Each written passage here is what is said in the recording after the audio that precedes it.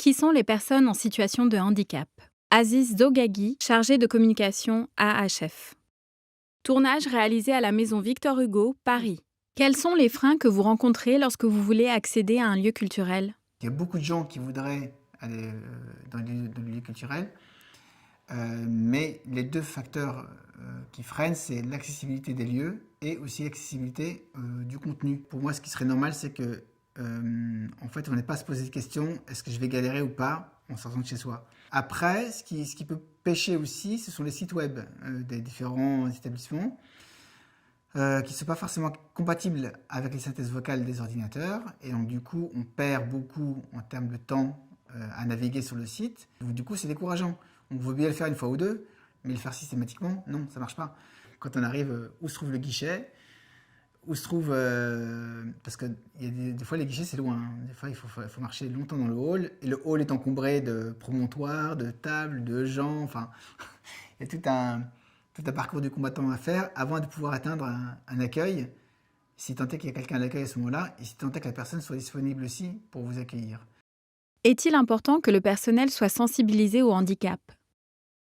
Si c'est quelqu'un qui n'est pas sensibilisé au handicap visuel, le souci qui va se poser, c'est un peu la personne qui a peur d'être maladroite, enfin qui est d'emblée maladroite, mais la maladresse est pardonnable. Mais si les gens avaient la connaissance sur le handicap visuel et que finalement il n'y a pas trop de difficultés à communiquer dès lors qu'on emploie les mots nécessaires, bah, ça peut très bien se passer. Ce qui peut parfois être un peu difficile à négocier, c'est de discuter avec les commissaires d'expo, qui eux ont une vision des choses qui est peut-être un peu différente de l'accessibilité, qui ne fait pas partie de leurs paramètres, et ça peut être problématique. Je sais que je l'ai déjà vécu, j'ai vécu des expériences comme ça où des choses avaient été préparées en amont pour des audioguides, avec une description des œuvres, avec en plus un cheminement, sauf que des choses ont été changées en cours de route par le commissaire d'expo, et du coup l'audioguide, comme était déjà fait, et bien les informations étaient un peu faussées. Quels sont les outils qui pourraient vous faciliter l'accès au musée? Alors quand je vais dans un musée, ce qui me plaît d'avoir dans un premier temps, c'est des maquettes. Les maquettes à l'entrée du musée par exemple, qui va reprendre un petit peu l'agencement des salles. Et puis après d'avoir aussi à chaque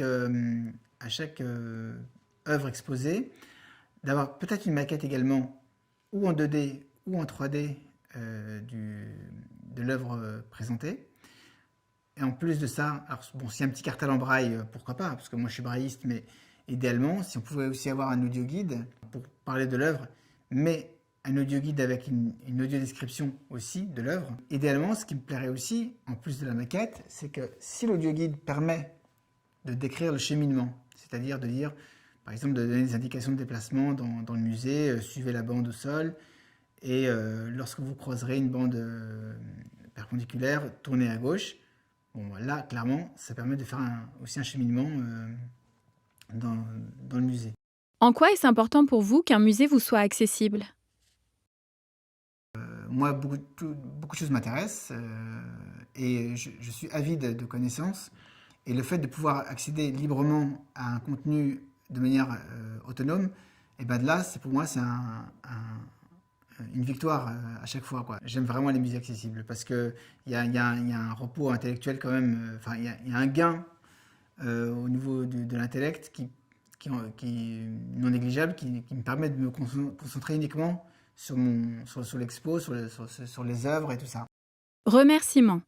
Stéphanie Xuexet, directrice générale, Association Action Handicap France AHF. Thierry Renaudin, secrétaire général, Maison Victor Hugo.